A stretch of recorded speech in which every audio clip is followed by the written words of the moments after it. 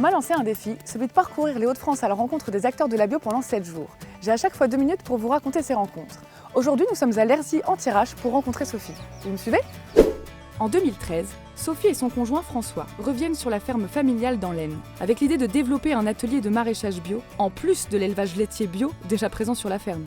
Sophie travaille sur une très grande surface de 165 hectares où elle a planté des fruitiers, entretenu des haies centenaires et restauré des mares. Elle est très fière de cette biodiversité que l'élevage bio entretient et enrichit. Mais au-delà, c'est la question du bien-être de ces animaux qui est centrale.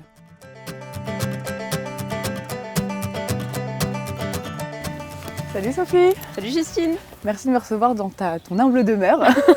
Plutôt à ciel ouvert. Plutôt à ciel ouvert, ouais, c'est vrai. D'abord, il y a le cahier des charges qui nous oblige à certaines choses, du coup les faire pâturer, leur donner de l'herbe à manger parce que c'est leur vocation première, manger de l'herbe, qui nous oblige aussi à sortir les petits veaux dehors pour qu'ils puissent avoir accès au pâturage et à la liberté.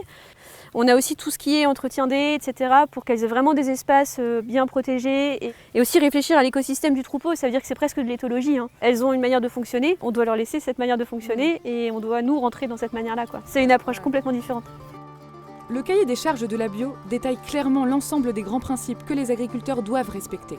Il vise notamment à assurer le respect du bien-être animal, l'accès à l'extérieur, l'alimentation biologique, le respect du cycle de vie, la limitation des traitements vétérinaires, le choix de races adaptées à l'environnement. Quand notre manière de travailler à l'élevage, c'est vraiment de dire qu'on doit réinventer le rapport qu'on a à l'animal. Mais la bio, c'est quand même un cahier des charges à la base, c'est-à-dire que c'est un règlement intérieur qu'on doit suivre. Alors il y en a qui font plus, il y en a qui font juste le minimum, mais ce cahier des charges, il est unique en agriculture. C'est un document qui nous oblige dans les deux sens, ça veut dire qu'il nous contraint, il nous fait rendre service aussi d'une certaine manière. Et c'est super beau quoi. Cette approche a aussi un avantage économique. Le bio permet de garder les vaches bien plus longtemps. Une vache bien portante donne du lait sur des durées plus longues. Elle est aussi plus résistante, moins sensible aux maladies.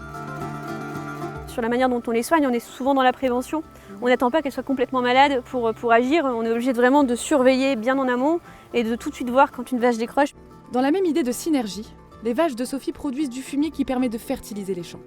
L'animal, la vache notamment, produit beaucoup de matière organique. Le fumier, c'est l'or noir des prochaines années. Si on n'a plus d'engrais, comment on fait pour faire pousser la moindre carotte? On est obligé d'avoir des animaux. Les vaches de Sophie ne mangent quasiment que de l'herbe. Du coup, elles produisent moins de lait, mais un lait plus riche. Le principe, c'est ok, on baisse en volume, on va produire moins de lait par vache, mais ça va nous coûter moins parce qu'en fait, elles vont utiliser ce qui est à disposition, ce qui est naturellement ce qu'elles devraient utiliser pour vivre. Que tu n'as pas besoin d'acheter, du coup. Et que j'ai pas besoin d'acheter, du coup. Donc tu ne devrais pas faire autrement là aujourd'hui? Ah non, carrément pas. Et j'ai même envie de faire encore mieux. Consommer bio, c'est participer à maintenir un élevage vertueux qui contribue aussi à entretenir les paysages, la biodiversité et l'eau de notre région. La bio, ça ne concerne pas que les légumes, ça concerne aussi les animaux. Et ça contribue énormément à leur bien-être. Allez, à bientôt!